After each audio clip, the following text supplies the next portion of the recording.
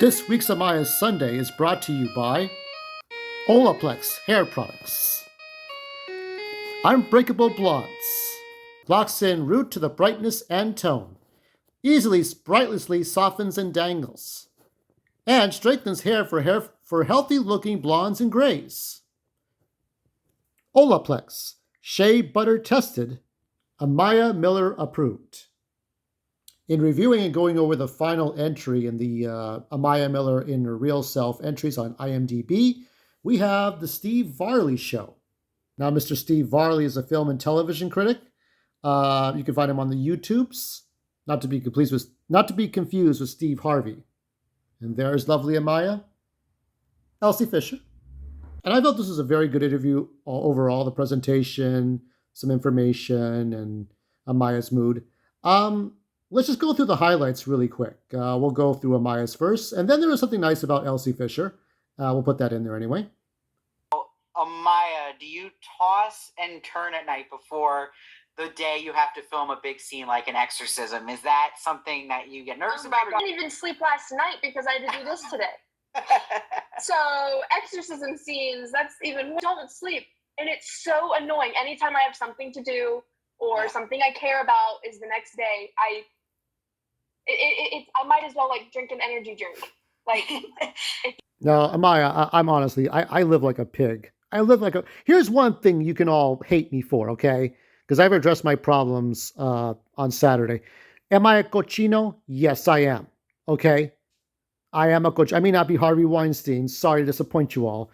But I am a cochino. I do have a mess. And I have to start cleaning up. But it's cold in this house. You know, I have my excuses. But how many excuses can I stash before I'm guilty here? So yeah, I do have a mess.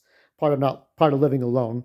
But I always stay up late. You know, I've stayed up as late as 5 o'clock in the morning. Some people can stay up till 6. When I worked at Universal Studios, it was tricky because I had late night shifts. I had blue collar work, not working in an office, not working in a cubicle, but working late at night, taking out trash, compacting trash, recyclables, Halloween Horror Nights. If you've ever seen Halloween Horror Nights, you know how bad that can get.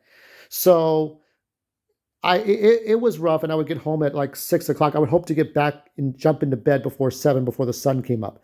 I feel like if I went to sleep before the sun came up, then I didn't do so badly. But like I'm always keeping myself occupied with my comic books or my art or my writing, and it's so difficult. I feel so guilty not doing everything I wanted to do in one day. You know, it's like Groundhog Day, like you're repeating the same day over and over. So I try to get as much as I can done because you get one life in this world, right? But you got to get enough sleep. And as for energy, for energy drinks, I drink once in a while. I mostly drink coffee. But this is there's you again painting the. I gotta find a proper place to put Atomic Amiah. But yeah, concerning that, yeah, with all the stuff that I have here, I'm always preoccupied with writing, drawing, or my Star Trek chessboard over there, or whatever gets me going. That's just how I go. So yeah, I do understand the late night attitude. It's just hard because I don't go to nightclubs, I don't go to parties or bars or anything like that, and I definitely stay away from the movie theaters at midnight after what happened years ago. Now, there's one other factoid, but this is for Elsie Fisher.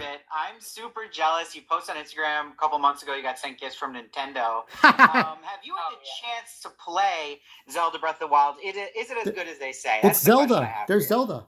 Oh, definitely. Breath of the Wild. I think that's like that was one of the first games I got on my Switch. And I really didn't touch it for a long time because I wasn't like a Zelda fan. And then I fell so deeply into it. This is my copy of it. It's the first game I actually bought. I never got the Wii U version, right? So here is Breath of the Wild, and this is the best way I enjoy it. I had to get new Joy-Cons, by the way. So I also got this with the Labo VR because you can play this in VR. You might get sick though, but this is the best way to enjoy Breath of the Wild. So yeah, this was cool. I liked doing this. It was great. It's fun. I don't think Elsie would ever really look at these. I don't know if Amiah does, but Elsie's more busy. But yeah, this is what I like. I like Breath of the Wild. in Labo VR. Okay, now it's time to give a score for the Steve Varley interview with Elsie Fisher and Princess Zelda. Amiah Miller. Look at that, she's ready to play the game. Well, I would love to send you Tears of the Kingdom if you don't have it yet. So the presentation, I'll give an A minus. Not a whole lot was, it was, Amiah was beautiful, beautiful, but she had to share the spotlight a little bit with Elsie and Steve Varley. So I think it was very good. I liked it. Wasn't perfect, but it was good enough for me. 411, Amaya's words. I would say that's a B plus. I love the energy drink and the not getting enough sleep. There wasn't a whole lot more in the movie. I thought that the vomiting sequence was CGI, but it's really a real effect that she had done. Amiah did like half of her stunts. There were some other stunts that were done by her stunt double. There were other, little tidbits, trivia here and there, but we didn't get a lot of information. There wasn't a lot there. So for that, I'm going to say A minus for presentation, B plus for Amaya's words. Just only so much information. And Amaya's mood, if we could get in there, zoom in and give you the best. That's it. Smiley face, right? So that's it. So she gets a smiley face. I would say that she was very, very happy to be there virtually. I'd say they get along well. I did see a picture one time of in Elsie Fisher's. I'll let you all find it for yourselves. But Amiah was hugging her dog, I believe. She was really, really happy. She loved her dog. I like animals, but for me right now, for my life, it's hard for me to take care of so many animals. But yeah, I think it was a white sheepdog or some sort, like a mixed kind of dog. So yeah, she liked Elsie's dog. So they get along swimmingly. I don't use it that often, so there you go. So that's it for this post, and next post is coming up.